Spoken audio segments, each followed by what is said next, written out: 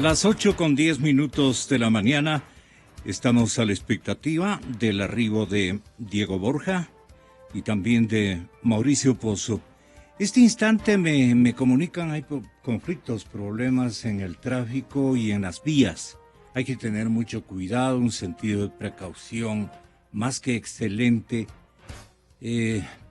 Las llantas, tiene que cambiarlas. Ha llegado la hora de cambiar esas llantas. Están extremadamente lisas.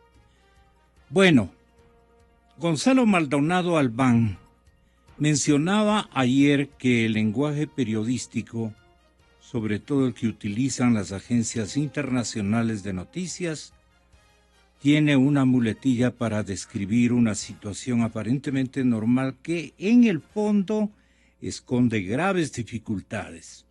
Me refiero, dice el tocayo, a eso que se ha dado en llamar una tensa calma. Tensa calma. La sociedad ecuatoriana vive precisamente una tensa calma. Se trata de un ambiente donde la rutina parece seguir su curso normal, salvo porque todos con el rabillo del ojo estamos pendientes de alguna novedad que pueda modificar el panorama económico de manera definitiva. ¿Y para qué esta premisa?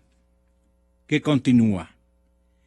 Desde hace meses el gobierno ha puesto en marcha algunas medidas aisladas, eliminación de subsidios, recortes de gastos de capital, para intentar recomponer su situación fiscal.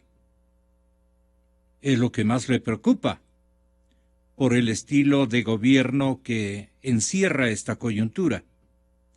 Y las más notorias fueron adoptadas en el ámbito externo con la imposición de las denominadas salvaguardias, cuyo objetivo fue contener la salida de divisas del país. Las autoridades también han coqueteado con la posibilidad de un timbre cambiario que se adoptaría en sustitución de las salvaguardias, que no cuenta con la simpatía de prácticamente nadie, porque se trata de un mecanismo que da pie para que se lo utilice de forma o de manera excesivamente discrecional. La fortaleza más grande que ha tenido este gobierno, me refiero a su frente político, esta vez ha jugado en su propia contra, porque el cálculo electoral ha impedido que las autoridades adopten medidas más claras y sobre todo más oportunas. Si no se toman definiciones rápidamente, la actividad económica continuará desacelerándose más y más y más, hasta llegar a un punto en el que será mucho más complicado reactivar la economía. Por ejemplo, si el proyecto para flexibilizar la contratación de mano de obra se hubiera adoptado hace un año, ahora mismo estaríamos en mejores condiciones para seguir produciendo y generando ingresos. El gobierno deberá entender y deberá aceptar que sufrirá un importante desgaste político por la adopción de medidas de ajuste. Y ese costo estará justificado porque le permitiría enmendar parte de los problemas que este mismo régimen causó, y también porque le habilitaría para liderar un proceso de transición democrática con mayor credibilidad y mayor legitimidad. Esa cita con la realidad que el gobierno ha venido evitando a toda costa tendrá que producirse cuanto antes. ¿Cómo le parece a nuestro invitado telefónico, Fausto Ortiz, desde la ciudad de Guayaquil? Exministro, muy buenos días. Le comunico que pasa también a escucharle acá en el estudio fundamental de la cadena Democracia su compañero de profesión, exministro también, el señor economista Diego Borja. Así es que, don Fausto, muy buenos días. Buenos días, Gonzalo. Saludos cordiales a usted, a Diego en el panel y a la gente que escucha su programa. la coyuntura descrita por usted es bastante clara. El timbre cambiario, para tomar alguna de las variables que usted ha mencionado, causa cierto rechazo a nivel empresarial, porque de alguna forma el timbre cambiario, lo que el gobierno pretende hacer es sustituir ese esquema para sacar a las salvaguardas, cuando las salvaguardas habían sido indicadas que iban a durar solamente 15 meses, entonces van a durar mucho más tiempo. Lo que va a cambiar es el nombre, bien sea salvaguardas mismo o bien sea timbre cambiario, pero el plazo se extiende. Entonces por ahí uno recuerda ciertas frases de premios Nobel, economistas, que dicen que no hay nada más permanente que algo transitorio. Y entonces esa es la preocupación mayor, ¿no? La incertidumbre de la actividad empresarial, que quizás yo había pospuesto empezar mi actividad un poco hasta que las salvaguardias sean desmontadas, pero ahora el gobierno dice vamos a cambiar el timbre cambiario, pero también el gobierno señala, inclusive si el precio del petróleo sigue cayendo, las mantendríamos. Es decir, no hay una regla de juego clara que pueda ayudar en la tranquilidad y confianza del sector empresarial, que debería ser el niño mimado del gobierno para poder tener la economía andando. Y lo que dice que solo Gonzalo Maldonado, desde luego, él dice, solo de esa manera aquella tensa calma que está viviendo el país podrá finalmente convertirse en una fuerza positiva que nos guía a todos, familias, empresas, sector público, hacia un objetivo común. ¿Cuál podría ser el objetivo común que se deduce después de esta premisa? Sí, es que hay que estar claro, ¿no? El momento que estamos viviendo a nivel local y a nivel global es distinto a los 15 años, a lo que hemos vivido en estos 15 años dolarizados. No hemos tenido un periodo largo de apreciación del dólar, no hemos tenido un periodo largo de caída del precio del crudo. Por ahí en el año 2008 y 2009 fue una caída brusca de 6 meses y de ahí se recuperó.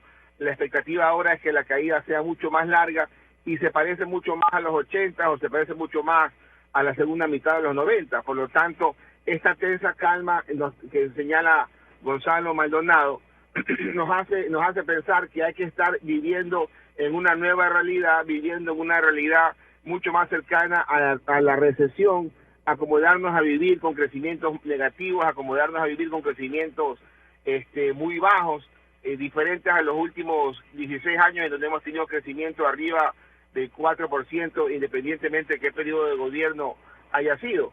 Pero esta tensa calma es lo que nos tiene también un poco complicados, ¿no? La gente dice, ¿será que esto de aquí va a continuar o será que esto va a cambiar? Y la incertidumbre es la que nos mata. La incertidumbre es lo que el gobierno debería tratar con políticas mucho más claras, con un solo discurso, en un solo sentido, no en esta bipolaridad que el gobierno a veces maneja, es que nos complica en el tema de la gestión empresarial privada, que es la que tiene que ser empujada toda vez que el sector público ha perdido completamente su impulso. ¿Qué le parece, señor presidente de la República? El año pasado les dije, estamos preparados para escenarios extremos. Hasta 20 horas del barril de petróleo. Correa está loco, demagogo, puro bla bla. Claro, nadie deseaba llegar a esos extremos, pero en caso de que llegáramos, estábamos preparados. Bueno, no solo hemos llegado a 20 horas del barril. Si saben que en las últimas semanas el crudo Oriente llegó a 19, 18 dólares el barril, el crudo Napo de menor calidad a 16 dólares el barril. Dije que no iba a discutir esto, ¿no? Pero algunos llaman crisis. Bueno, son diferentes concepciones. Crisis, bueno, puede ser una situación difícil, si eso le llaman crisis, llame. Pero tradicionalmente en crisis son los impactos a la población. Pérdidas grandes de empleo, alta inflación, alto decrecimiento, que gracias a Dios todavía no hemos sufrido en Ecuador. Hay el riesgo. Si continúa una situación tan difícil, si cometemos errores macroeconómicos, pero créanme, y la historia lo reconocerá, manejamos muy bien la economía cuando había abundancia y la estamos manejando aún mejor cuando hay escasez, compañeros. Muchas veces lo más importante es lo que no sucedió. Con la partidocracia, les aseguro que en abril del año pasado ya hubiéramos tenido un paquetazo. ¿Sí saben ustedes que hemos tenido el ajuste más grande de América Latina? Nosotros ajustamos en 2015 3.2% del gasto público. Colombia ajustó 1%, la tercera parte. Brasil, fue muy promocionado el ajuste de Brasil, fue 1.1% del PIB. México 0.7%. Nosotros más del triple Pero los de siempre, los opositores dicen Correa niega la realidad, sigue con su modelo de gasto agresivo, no ha tomado ninguna medida. La hemos tomado tan bien que son capaces de decir que no se han tomado ninguna medida. Sus críticas son el mejor ejemplo de nuestro éxito, porque es el ajuste más grande de América Latina. Pero como no le hemos dado el garrotazo que la partidocracia daba con la décima parte de los problemas que hemos tenido, la partidocracia le hubiera dado a los pobres, alza del gas, de la luz, del teléfono, de la gasolina. Como no ha habido esos paquetazos, esos pinchazos, esos garrotazos, lo mismo de siempre dicen, no hemos hecho nada. Hemos hecho y mucho, pero lo hemos hecho bien, compañeros, protegiendo siempre a los más pobres y a la clase media. Exa FM. Esto puede asimilar la colectividad y especialmente la zona empresarial. Muy buenos días, señor exministro de Economía y Finanzas, Diego Borja. Muchísimas gracias también por la concurrencia. Está ya con nosotros don Mauricio Pozo. ¿Qué le parece a usted lo explicado por el señor presidente? Bueno, un cordial saludo, Gonzalo, un cordial saludo igualmente a Mauricio. Se me ha perdido. A Fausto, estuve con una invitación del Parlamento Europeo en días pasados en Bruselas atendiendo un tema de precisamente lo que se hablaba en el contexto hace un momento por Fausto Ortiz. Ya. Los impactos de la crisis mundial que cada vez se notan con más claridad en distintas partes del mundo, en América Latina y en Europa. Y yo creo que lo que se nos viene es incluso más complicado. Precios de materias... ¿A nosotros? A América Latina, al Ecuador y a varias regiones del planeta. ¿Usted decía con materias primas qué? Materias primas con precios bajos que se van a mantener por largos periodos. O sea, los precios del petróleo que el presidente hace un momento refería de $16, de $19, por debajo de los 20, digamos, son una situación que va a mantenerse en los próximos meses, probablemente años. Y eso impacta obviamente en un país petrolero como el Ecuador, que además no ha logrado modificar su dependencia de esa mercancía. Y otras cosas, el incremento de las tasas de interés que está decidiendo la Reserva Federal de los Estados Unidos va a tener obviamente un impacto, y un impacto de distinta magnitud en los precios de los créditos, en las afluencias o no de las divisas hacia determinados países. La recesión en China. China tiene una desaceleración de su crecimiento que disminuye demandas a nivel mundial y eso tiene impactos evidentes. La crisis europea. Sí, es impactante darse cuenta que en Europa hay países como Bélgica, que uno acá en estas zonas del planeta los considera desarrollados, ¿verdad? Yeah. Y darse cuenta que uno, por ejemplo, de cada 5 belgas, o sea, el 20% de la población vive en situación de pobreza y extrema pobreza. Y esa situación se la está verificando en Francia, en Alemania, además, presionada por la crisis migratoria, por todo este problema de la guerra en Medio Oriente que tiene su efecto migratorio en Europa. Entonces, es un contexto efectivamente de cambio de la situación de abundancia a nivel mundial que va a tener un impacto y está teniendo un impacto en el Ecuador y en América Latina. El presidente decía hace un momento, hemos hecho un gran ajuste en el gasto, sí, ¿no? Un ajuste por sobre el 3% del gasto. 3.2. Claro, y es lógico, él compara con otros países de América Latina, y al revisar las cifras para esta entrevista estaba viendo también, hay incluso anuncios del ministro de Finanzas, Herrera, que se necesitaría una disminución adicional de 800 millones, decían estos días. Claro, en un país que está dolarizado como el Ecuador, donde el ingreso de liquidez tiene que ver directamente con las divisas que penetran al país por canales específicos, exportaciones, endeudamiento o remesas de los emigrantes. Si usted disminuye cualquiera de esos canales, disminuye la liquidez, como lo hemos visto, y las cifras que seguramente vamos a tratar en este programa lo demuestran. Uh-huh. Si usted no disminuye en ese contexto gasto, simplemente no tiene la posibilidad de financiarlo, cuando además hay condiciones difíciles de recaudación de impuestos y condiciones difíciles de endeudamiento. La recaudación de impuestos en los 2 primeros meses del año ha caído cerca del 20%. Así es. Entonces, en esas condiciones, en un país dolarizado que no puede emitir moneda para financiar el gasto y que está haciendo además uso de mecanismos peligrosos, como por ejemplo el incremento del crédito del Banco Central al gobierno, no le queda alternativa sino disminuir el gasto. El presidente, y eso a mí realmente me causa risa, que por un lado argumenta que no hay ajuste. El Ecuador es uno de los países que no ajusta. Y por otro lado se vanagloria de ser el que más ajustó. Entonces, claro, desde una perspectiva de manejo no solo técnico, sino político también, en un país dolarizado, que no tiene ingreso de divisas, sino únicamente por los canales del exterior, que no puede emitir, que está haciendo ya uso de mecanismos internos del ahorro, como ya digo, el aumento del crédito del Banco Central al gobierno, si no hace disminución de gasto, no puede financiar. Entonces, se ve obligado a hacerlo.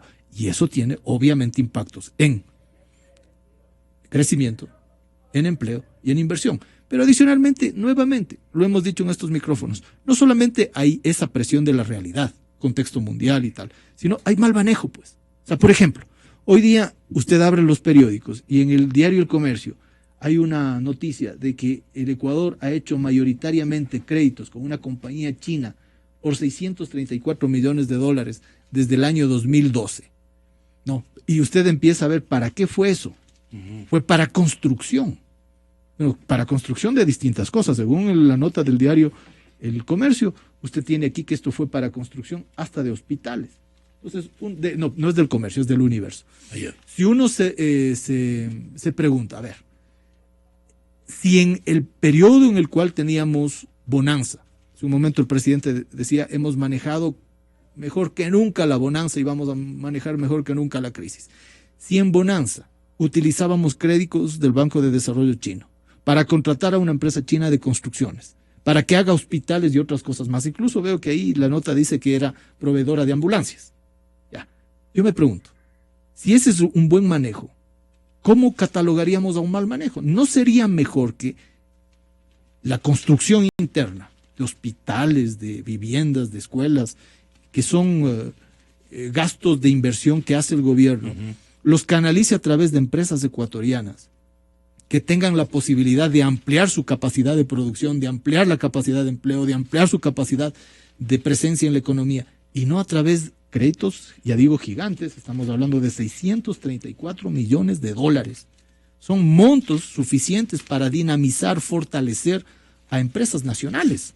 Sí. Entonces yo veo ahí, por ejemplo, en la época de abundancia, un mal manejo de la asignación de la inversión a través de empresas extranjeras. O sea, ha fortalecido evidentemente a empresas chinas, pero no ha fortalecido a la empresa nacional. Si así se manejó la abundancia, yo diría, es necesario rectificar el manejo en la crisis, ¿no? Y el presidente, por cierto, lo está reconociendo, está diciendo que ya hay crisis.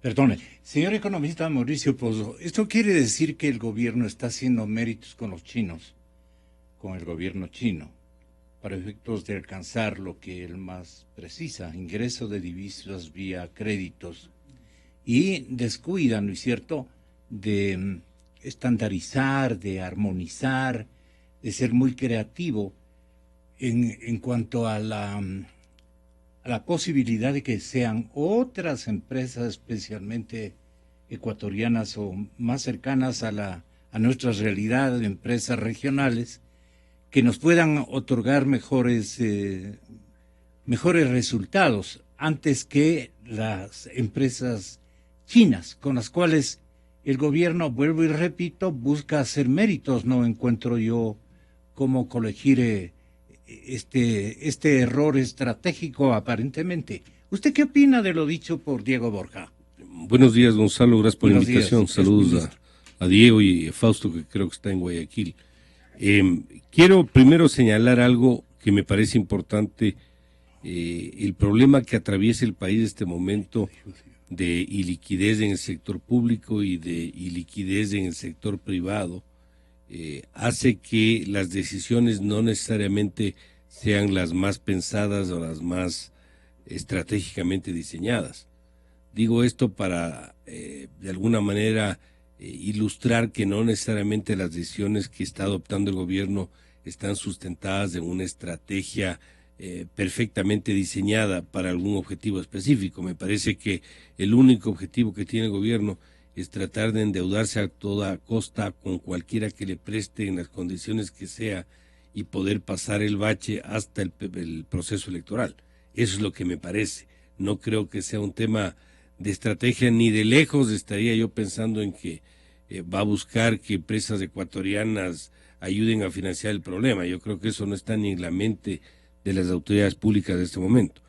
También mencionar que parece ser que ya empieza a autorizar llamar crisis a la situación actual. Pongámoslo entre comillas la autorización, pero ha venido sosteniendo que ya no, y ahora parece que dice, bueno, si quieren llamarle crisis, llámenle. Y es difícil no decir que estamos pasando una situación de crisis, porque efectivamente el momento en que uno pues, empieza a relativizar los conceptos, nunca estaremos en crisis, pues Gonzalo, porque si decimos que esto no es crisis y crisis lo que vive Venezuela, capaz de Venezuela dicen esto no es crisis, sino lo que tiene Siria, y así seguimos y nunca habrá crisis en el planeta. Un país que tiene problemas de déficit comercial en la proporción que conocemos, un problema fiscal para este año superior al 10% del PIB, un problema de caída de depósitos, un problema de liquidez en las reservas, un problema de liquidez y de financiamiento en el sector privado, alto riesgo internacional, no le presta a nadie, déficit, o sea, si eso no es crisis, ¿qué es crisis? O sea, no tenemos ahí mucho donde movernos. Segundo, yo no estoy tan... Pero el gran público no entiende mayor cosa de esta estrategia del presidente de negar una crisis. Es que es para supuestamente darle el mensaje de que han manejado tan bien las cosas que no ha habido crisis y que han estado preparados, lo cual estoy en absoluto desacuerdo, porque no, eso no se puede evidenciar con lo que está ocurriendo, pues. Si no le quiere llamar garrotazo, y sí al pasado, porque dice que no ha habido los gasolinazos del pasado o cualquier otra decisión que alguna vez se adoptó, ¿qué le podemos llamar? Pues a los atrasos del sector público con petroleras, con constructores, con hospitales como Solca. Si eso no es garrotazo, ¿qué es garrotazo, pues, Gonzalo? ¿A qué le llamamos los aumentos del desempleo que se están produciendo en el Ecuador a todo nivel? Las restricciones para importar que también inciden en el empleo de los ecuatorianos, el problema de liquidez, falta de financiamiento, la quita de los aportes del Estado a la seguridad social en el 40% de las pensiones, el endeudamiento agresivo que ha duplicado la deuda del país respecto a acreedores en los últimos 5 o 6 años. Si eso no es garrotazo, entonces ¿qué es garrotazo? O sea, yo creo que aquí estamos hablando dos idiomas que son absolutamente distintos. Segundo lugar o tercer lugar, no es que él bajó el gasto en el 3%, Gonzalo. Se le cayó el gasto. Cuando usted no tiene la plata y no puede gastar, se le cae el gasto. Si usted ganaba 1,000 y ahora gana 900, ya no puede irse al cine ni a comer en un restaurante, se le cayó el gasto, pues.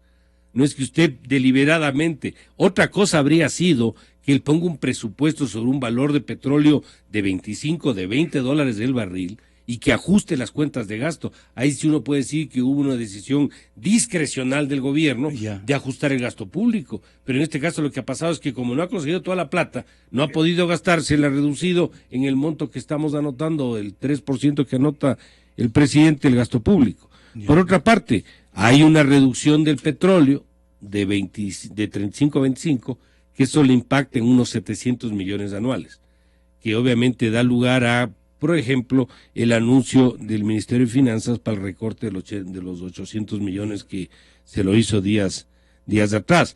Y además de esto... En tributos también se ha recogido caída, menos, sin duda alguna. Ese es uno de los primeros problemas de la aprobación. Eso también obliga a decir, no, si ya no. Ese es uno de los primeros cosa. problemas de la aprobación del presupuesto, Gonzalo, que tenemos, a mi criterio, una sobreestimación de ingresos, porque se estaba estableciendo un valor de recaudación similar entre el año 2016 y el año 2015, con un año de recesión económica más fuerte que ya se empieza a registrar en la caída de la recaudación impositiva de los primeros meses en un poco más del 20% en impuesto a la renta, cuanto en impuesto al valor agregado.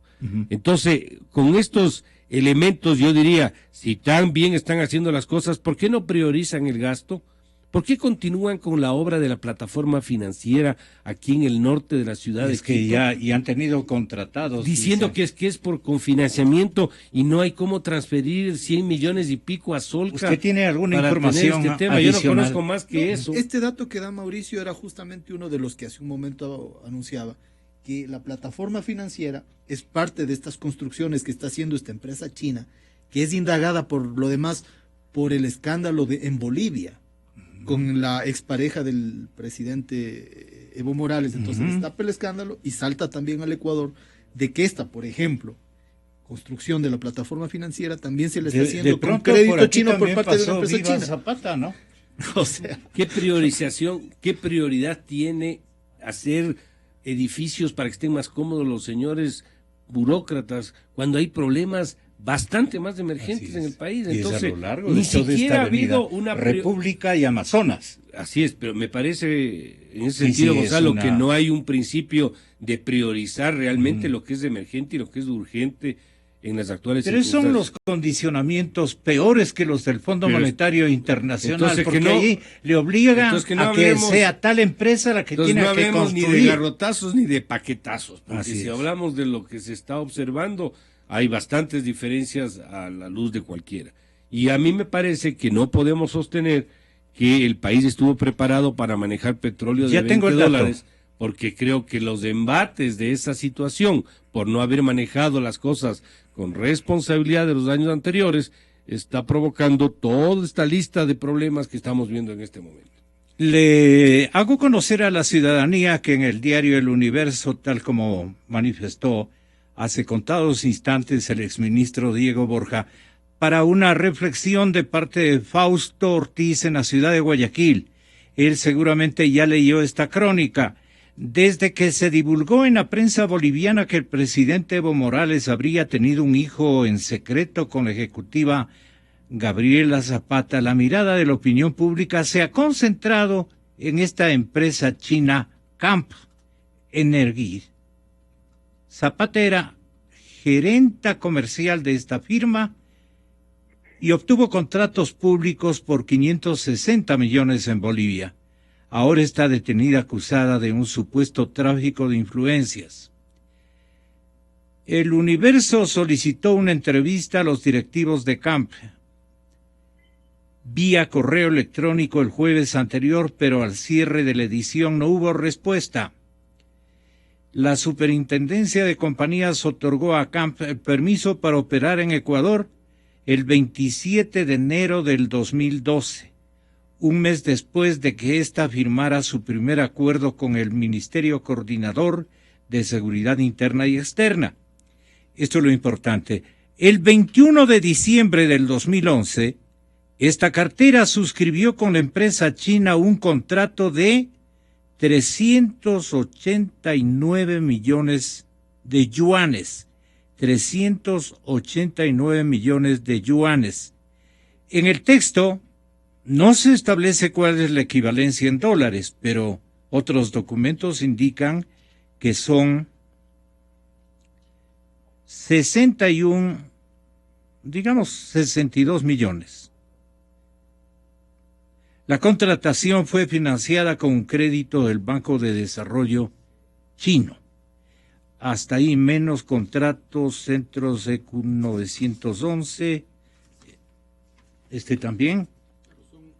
Para la construcción de obra pública. El objeto del convenio fue la construcción de 12 centros regionales de EQ 911, un centro nacional y una sala de operaciones. No obstante, Camp construyó por el valor total del contrato solo 7 centros regionales y el centro en Quito, mediante un acuerdo en enero del 2013. El ministerio y la empresa convinieron que Camp no se haría cargo del resto. La institución que fiscalizó la construcción de los centros del EQ 911 fue el entonces Instituto de Contratación de Obras, el ICO, que ahora se llama Servicio de Contratación de Obras, SECOF. Esta institución le ha otorgado a Camp 5 contratos que suman cerca de 500 millones, también financiados con créditos de este banco que se llama Banco de Desarrollo Chino. En febrero del 13 le adjudicó 3 contratos por un total de 250 millones para la construcción de los hospitales Monte Sinaí y Sobragua en Guayaquil y en Puerto Viejo, respectivamente. Según los registros del portal de compras públicas, el de Sofragua tuvo un incremento de precio. El contrato original se firmó por 85 millones, pero tras 2 contratos complementarios ascendió a 115 millones. es decir, se incrementó en un 35%. En junio del 14, el SECOV le otorgó un convenio adicional de 46 millones, esta vez para la construcción de un hospital en Esmeraldas, y otro en septiembre del año pasado, por 198 millones para la construcción de la plataforma de gestión financiera, un complejo ubicado en el norte de Quito, donde funcionarán las instituciones gubernamentales del área de finanzas. Estas que vemos al frente de nuestras instalaciones, más bien creo que tienen dedicatoria para el sector social. Estos contratos ya mismo vendrán con la aprobación de este mismo banco u otro banco chino, porque lo que está aludiendo es de los bancos cuyas plataformas e instalaciones administrativas están siendo construidas en paralelo al mercado de Iñaquito, frente al banco a un conjunto de bancos, entre los que luce con mayor conocimiento el Banco del Pichincha y Diners. Esto es lo que me parece importante. ¿Cómo le parece a usted esta especie de estrategia secreta de parte del gobierno? Y se remiten solamente exministro Ortiz, el señor presidente y otros voceros, más el señor presidente, a ponderar las obras, pero no precisa la temporalidad, las condiciones y hacia dónde están dedicadas los contratos. Todo esto es casi oriental por la vía del financiamiento, quiero entender. Entonces, ¿cuál es ahí su punto de vista, exministro Ortiz? Sí, gracias, Gonzalo. Inicio saludando a Mauricio, que no había estado al principio de mi entrevista.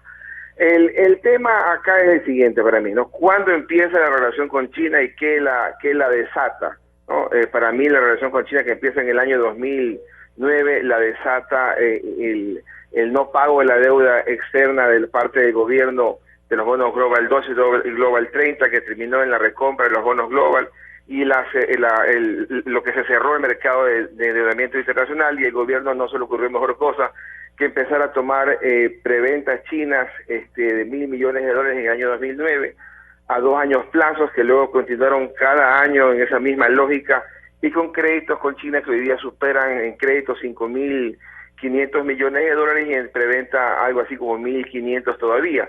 Y lo malo del crédito chino es el plazos muy cortos que nos están presionando hoy día, amortizaciones muy grandes, y lo otro más grave es el elemento de que si te doy financiamiento, entonces va a este destino específico, es decir, ellos el ser y los que ponen el recurso, en algunos casos cuando no es de libre disponibilidad, ellos ubican a dónde llegar la obra y con qué firma hacerlo. Entonces ahí uno pierde mucho de discrecionalidad, porque finalmente no es una decisión que nace en el mismo ejercicio presupuestario, sino que nace de la relación con el financista.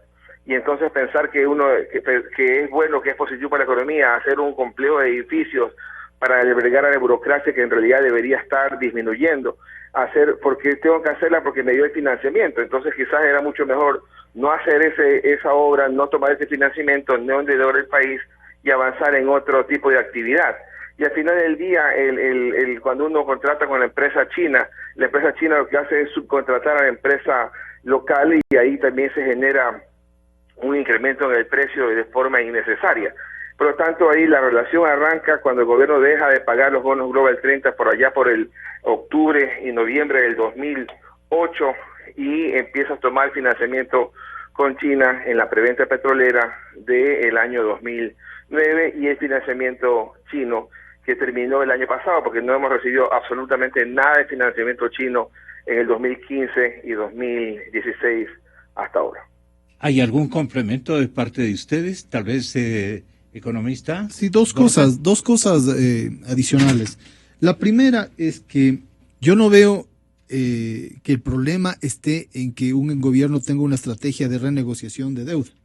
Es decir, Europa. ¿Qué significa eso? Para ponerlo en perspectiva, ¿no? Yo le mencionaba hace un momento que había estado en un evento en el Parlamento Europeo donde se trataba, entre otros temas, el problema de la enorme deuda que tiene Europa. Muchos países tienen por sobre el 160% del PIB en deuda. No hay ahí, digamos, un problema en que los países busquen un alivio, una renegociación, una reestructuración de su deuda. Eso es una estrategia adecuada si es que además está presionando de una manera tan grave a las sociedades. El Ecuador hizo bien en la renegociación de los bonos en el año 2009. El problema es cómo el endeudamiento posterior lo hago, o sea, los términos de interés, de plazo, de condiciones, etcétera, y en qué los uso. Ese es el problema. O sea, no está mal aliviar la deuda, sí está mal usar una deuda para, por ejemplo, beneficiar a la empresa del país que nos está dando la deuda, China en este caso, y no a empresas nacionales. Entonces, es una primera puntualización. Y la segunda... Pero es clarísimo un condicionamiento de los que Correa reniega, se practican en el Fondo Monetario y en el Banco Mundial. Estos condicionamientos no son nuevos. Por ejemplo, en la década de los 80, sobre todo, no sé si hasta los 90, había una línea de financiamiento del gobierno japonés que se la vehiculizaba a través del BID, en la cual se entregaban los créditos, pero había condicionamiento de que se contraten a determinadas empresas provenientes de esos países. El asunto está cómo los países que reciben la deuda negocian esos condicionamientos. Es decir, hemos pasado de una suerte de condicionamientos del Fondo Monetario, del Banco Mundial, que eran extremadamente duros en determinadas condiciones macroeconómicas, a otros condicionamientos de nuevo tipo. Porque este ajuste del que hace un momento hablaba Mauricio Pozo es un ajuste de nuevo tipo. Y ya no es tasas de interés, precios de gasolina o de gas. No, ahora son condicionamientos. Por ejemplo, el tema de la seguridad social. ¿Cómo no va a ser un tremendo paquetazo esa disminución del 40% de los aportes que antes por obligación hacía el gobierno al Instituto Ecuatoriano de Seguridad Social?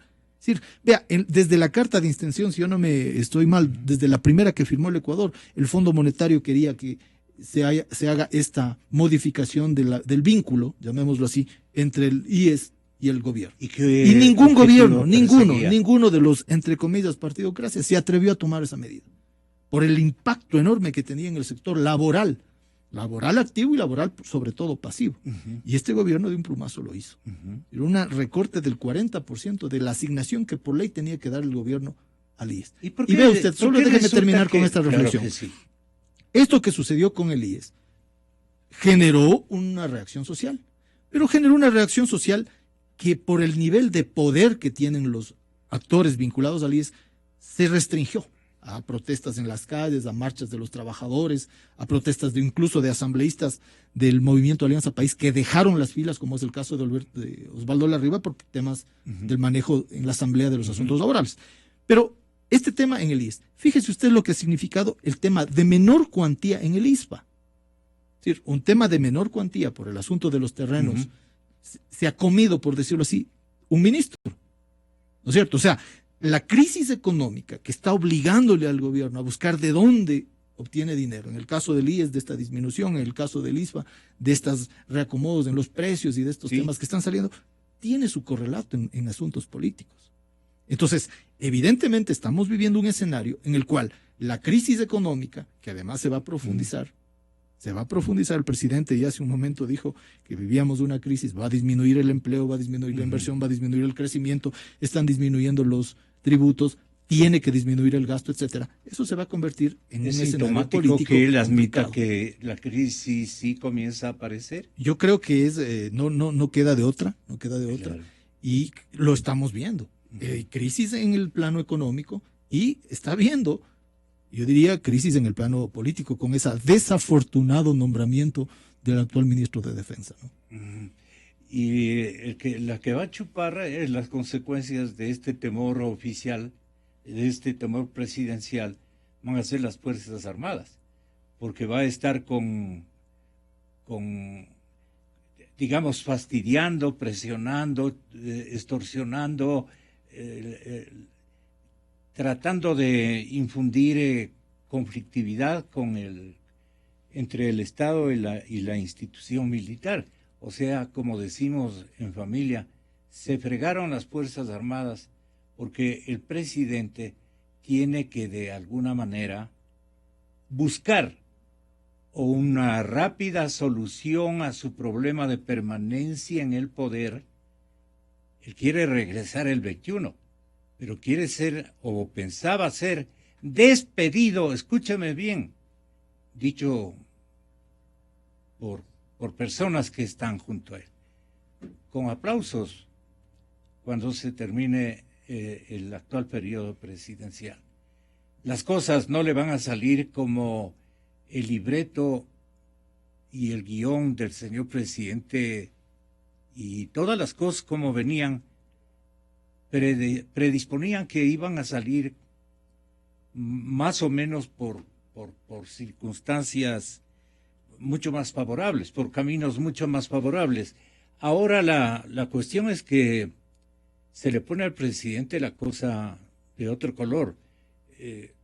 ¿Podría usted describirnos cuáles van a ser ya los escenarios, por ejemplo, que utilizarán los proveedores mal pagados, las necesidades más angustiosas, los roles y asignaciones y subsidios más importantes? Es decir, ¿cuál es el panorama que usted ve? No es por afán de asustar a la gente, pero sí de alertarla, porque de alguna manera la gente también puede hacer su propio diseño de una situación que le viene. Yo abogo por eso, que ustedes tengan la bondad los tres de cuajar un escenario o varios escenarios. No creo que vayan a coincidir todos. El más grave seguramente, el menos grave, otro y un intermedio. No sé cómo prefiera usted explicarlo aquello. Gonzalo, aquí me parece que Mauricio Pozo. No es compatible el momento económico que vivimos con las decisiones políticas que se están adoptando. El presidente busca tener confrontación permanente con algún sector. En este caso le tocó a las Fuerzas Armadas, pero no es el único, pues hemos visto a lo largo de 9 años problemas con todos los sectores. ¿Qué quiere significar con esto? Que yo no entiendo cómo en un momento como el que estamos viviendo no se busca más bien una suerte de apoyo del hombro de ciertos sectores y no armar los problemas que se están armando con varios sectores ahora con las Fuerzas Armadas. Me parece que no es compatible. Cuando uno está atravesando una situación complicada, trata de un poco bajar las pistolas y buscar apoyos en los distintos ámbitos. Sí. Aquí estamos levantando las pistolas cuando queremos apoyo. O sea, me parece que algo no cuaja ahí, al menos en mi lectura. Segundo, aquí me parece que, para atender su pregunta, lo que se viene hacia adelante es un proceso en el cual el gobierno probablemente va a continuar el proceso de endeudamiento sin ver quién le presta, como dije hace un momento, ni las condiciones tampoco, y obviamente va a empezar probablemente a utilizar más intensivamente lo que ya viene utilizando, que es la emisión de unos títulos valores que le permitan sortear ciertas obligaciones en el sector privado, que me parece obviamente absolutamente peligroso porque son emisiones sin respaldo.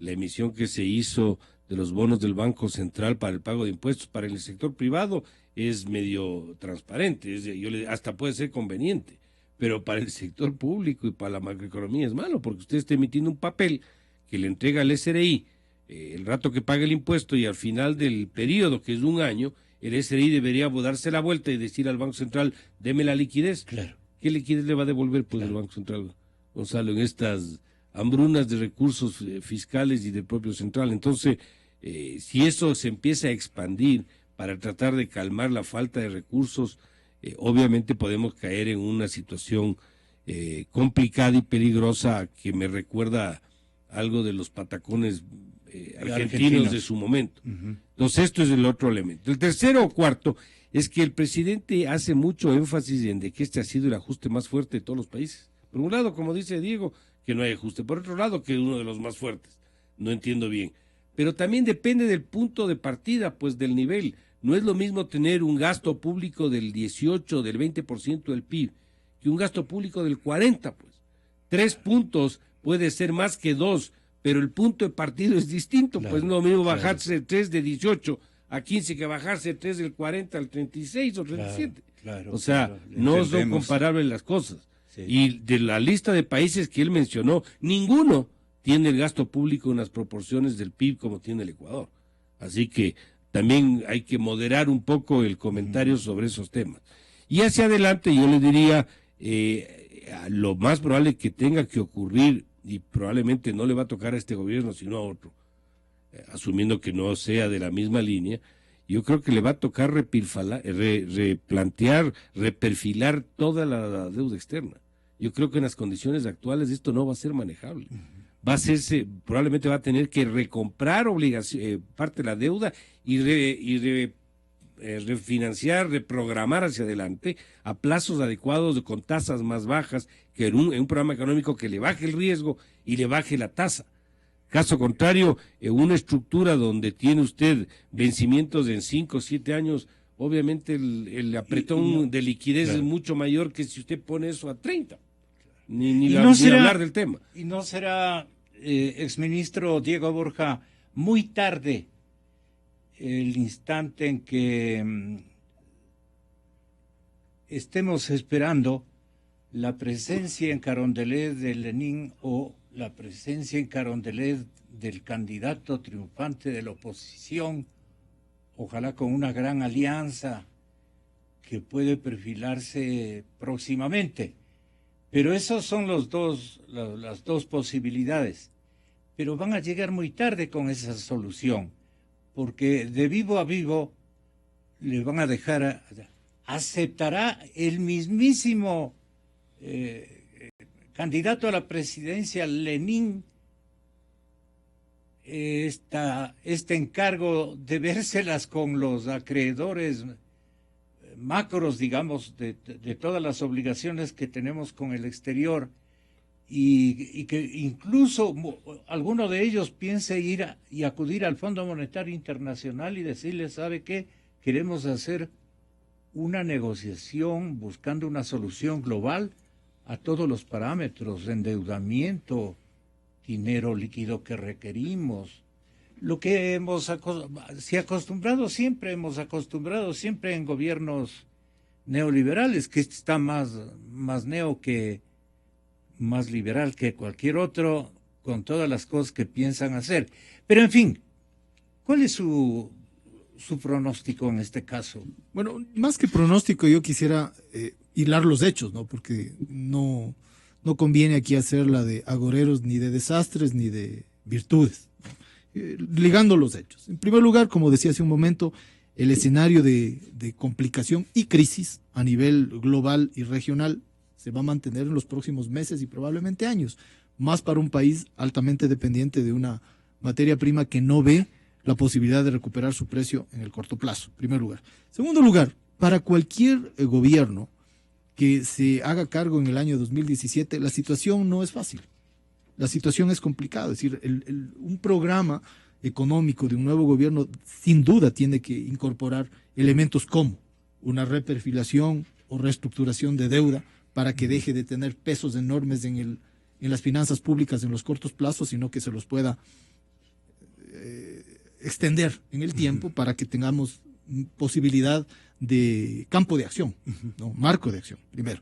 Segundo, un plan de gobierno necesariamente tendrá que hacer una auditoría muy, muy profunda para enmendar errores en el manejo de la asignación del dinero público a la inversión y al gasto. Le van a obligar. O sea, eso es indispensable, porque ¿cómo podemos nosotros modificar esquemas de gasto, esquemas de asignación de inversión como los que hace un momento estábamos mencionando, que no son adecuados, ¿no es cierto?, a través de créditos atados de la China para empresas chinas, sin fortalecer la base productiva Pero nacional? eso no va a aceptar la administración Correa ni Avala. Por eso digo yo, cualquier nuevo gobierno tiene que incorporar a su programa cosas como esta que estamos diciendo. Entonces es cierto que el presidente Correa tiene un firme convencimiento que a través de vender activos, de conceder minas en cantidades que no imaginamos, o sea, en una cronología muy complicada, venta de activos del Estado. Él piensa y hasta detalla que tiene solucionado el problema económico hasta que termine su mandato. Esto yo quería consultar a los exministros de Economía y Finanzas. Solamente si para terminar sería esto la idea que usted real. me plantea, Gonzalo. A ver, en primer lugar, como decía yo hace un momento, cualquier escenario de modificación política en el 2017 tiene que hacer modificaciones drásticas en el manejo económico, en el tema de la deuda, en el tema de la asignación de los contratos públicos y en otros ámbitos que están golpeando fuertemente al país, como es la obligación que hay que pagar a Occidental. Yo exigiría como ciudadano una auditoría jurídica de por qué se perdió ese arbitraje, cuando habían condiciones absolutamente claras para ganar. Cosas de ese estilo tienen que hacerse. En segundo lugar, yo espero que logremos tener la posibilidad de armar un gran frente democrático que permita el recambio del gobierno, pero no solo del gobierno, sino de la corriente que está en este momento gobernando. O sea, yo esperaría que no sea un recambio tipo Lenín Moreno u otro personaje que venga de las mismas filas, en el sentido de mantener un esquema que creo que ya no funciona. Así es. Es decir, lo que en un momento determinado funciona, en otro ya no. Hay una hermosa frase de este magnífico escritor que se acaba de morir lastimosamente para el mundo, que es Humberto Eco, ¿no es cierto? Creo que es en El nombre de la rosa, donde dice que determinadas filosofías, yo diría políticas, son como escaleras de mano. Sirven para un momento, para recoger, alcanzar alguna cosa, y en otro momento ya no. Yo creo que es fundamental hacer una modificación profunda de la línea en la cual el Ecuador se ha enrumbado desde hace algunos años atrás. Y eso implica modificar también a los personajes que están al frente de esas coaliciones. Yo creería que es indispensable una coalición democrática que pueda modificar este manejo de la economía y el manejo de la política. Es decir, yo hace un momento hacía referencia, perdone que me salte a otro ámbito. Pero sí, fantástico. Yo creo que es desafortunado el nombramiento del ministro de Defensa, pues. Porque en este momento que hay un impasse grave con las Fuerzas Armadas, desde mi perspectiva no se trata de reencauchar a un ministro que además ha estado en cualquier lado, ¿no? En la Secretaría del Litoral, aquí, allá y ahora en Defensa. Solo falta los baños saunas. O la reina de Quito, ¿no? Es decir, creo que aquí el tema es una modificación drástica y eso implica una amplia alianza política que modifique realmente las condiciones económicas, sociales, políticas del manejo, incluso de estilo. Y eso pasa por tener alternativas que no se queden, ojalá, en las que usted ha señalado, porque creo que eso no significarían drásticas modificaciones como las que requiere el Ecuador de estos años el y de los que se vienen. Ellos tienen ya medida no la posibilidad, sino la certeza de que Lenín Moreno es el próximo presidente de la República. Tienen sobre 40 puntos o 40 puntos porcentuales. La idea o la decisión de los electores de ubicar en la presidencia de la República a Lenín Moreno, que seguramente viene a continuar porque ha jurado fidelidad y lealtad a toda la doctrina de la Revolución Ciudadana y su aspecto programático. Pero entonces el pueblo estaría eligiendo a un sucesor de la calamidad nacional, porque con todo lo bueno que es Lenín Moreno, con todo lo sensible, si él coge o él acoge el mismo camino, la misma ruta, la misma estrategia programática y filosófica incluso, este país no tiene remedio. Gonzalo, si me permite, no sabemos qué va a pasar. Estamos asumiendo un nombre, puede ser que sea otro. Claro, pero cualquiera que sea. El mapa de ruta del... Sí, pero verá, cualquiera que sea del parte del gobierno, yo le veo bien difícil que se desprenda de todo el legado de lo que está pasando. O sea, no es que aquí no ha pasado nada. Aquí ha pasado y es mucho. El momento que sea candidato, cualquiera de ellos va a tener que dar explicaciones. Comenzar por fiscalizar. ¿Por qué estamos donde estamos? Así es. O sea, ese no es un tema tan simple. O sea, esto de que ya el 40% y que va a llegar, yo Sería mucho más escéptico, pongamos en esos términos. Segundo, vea, aquí cualquier programa que yo creo que se requiere, que es un shock de confianza, un programa económico que dé credibilidad, que dé confianza, que es lo que requerimos, sea con el fondo o sea sin el fondo, le va a exigir algunas condiciones. Y una de esas es transparencia. ¿Qué significa transparencia? Le van a exigir que habla los libros de las obligaciones con la China, que nadie sabe realmente cómo son. Correcto. Le va a exigir que se abran los balances del Banco Central para ver la liquidez, cómo están haciendo. Le van a decir, señores, el Banco Central no es un banco comercial para dar préstamos. El Banco Central es un banco de custodia de los medios de pago. ¿De cuándo a cuál el Banco Central da crédito al gobierno o a cualquiera? Eso no es rol del Banco Central. La venta de activos. La venta de activos... que inventan figuras jurídicas para poder venderlas. Para venderlas. vender activos y salir del problema tiene que tener demanda, pues. Si usted sale a vender los canales de televisión del Estado, cosa que es irracional, obviamente que no va a pasar, pero asumamos que se vuelvan locos y quieran vender, políticamente hablando. ¿Quién le va a comprar en este marco, en este... el inversionista va, oiga, yo voy a hacer una inversión de X, déjeme trabajar, no me acose. O si quiere vender algún otro activo del Estado, va a querer condiciones mínimas, reglas claras, certidumbre. Entonces, eso de salir a vender para tratar de salir del problema puede ser bueno en el sentido de que en la medida que usted tenga un entorno que sea amigable con ese propósito y tenga la demanda para poder adquirir eso. Y que no desaparezcan los recursos de un plumazo, porque fíjese lo que significó la concesión a Schlumberger.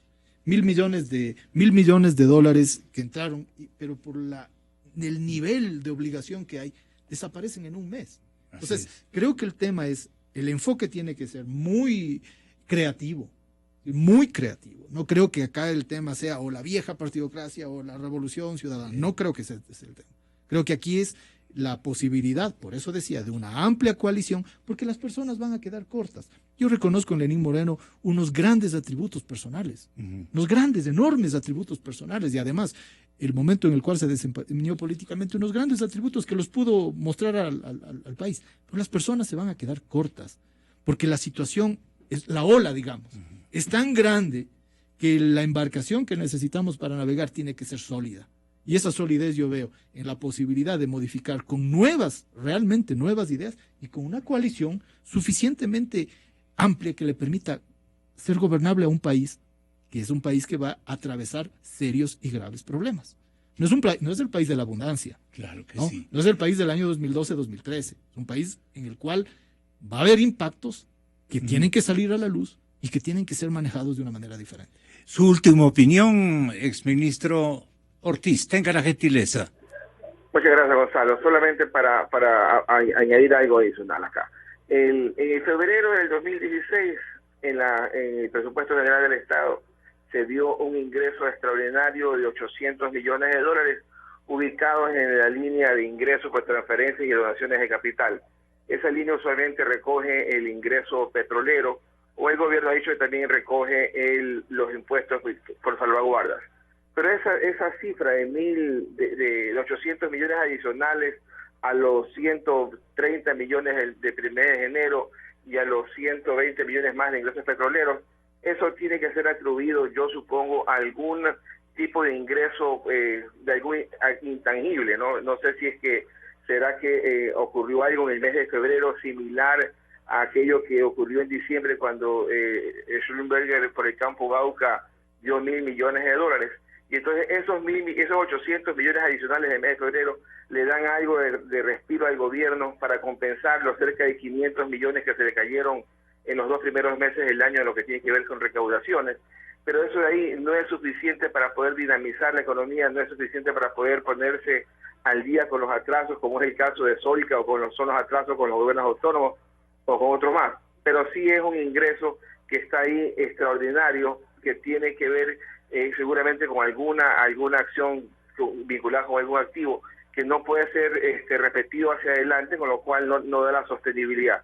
Y entonces el gobierno tiene al frente, para ir planteando algún escenario, tiene al frente una situación compleja de una recesión y desempleo, que son los dos enemigos en un país con moneda propia, y el gobierno tiene que ver de qué manera suaviza esa recesión, de qué manera suaviza el desempleo. Y el desempleo, en lo que está planteando el gobierno, tratar de compensarlo a través de un esquema de flexibilización laboral, donde no están de acuerdo los empleados, donde el sector empresarial tampoco dice que está completamente satisfecho. Entonces va a ser una tarea compleja de cara al futuro. El gobierno tiene una tarea muy dura, que es entregar el país en pie en mayo del 2017, y es una tarea realmente compleja. Exministros, muchas gracias por esta generosa compañía en esta mañana, y aguardemos que todo lo que ustedes han mencionado sepan a verdad y a preparativos para circunstancias más adversas que pueden hacerse presente, pero que necesitamos una sociedad, un empresariado y ojalá oídos abiertos para que luego no lamentemos lo que a veces la prepotencia y el autoritarismo nos invita y nos convoca a realizar equivocadamente. Es decir, pidamos reflexión y transparencia a todo el mundo, pero los que escriben guiones y anticipan devenires exitosos, hechos los vivos, pueden caer abatidos por circunstancias que se les aparecerá y luego no podrán solucionar. Con esto quiero, con un estilo, digamos, muy ciudadano, decirle a la gente de que estamos frente a un desafío el más complicado que hemos tenido que vivir quienes en este momento respiramos en el hermoso ambiente de nuestro querido país. Señor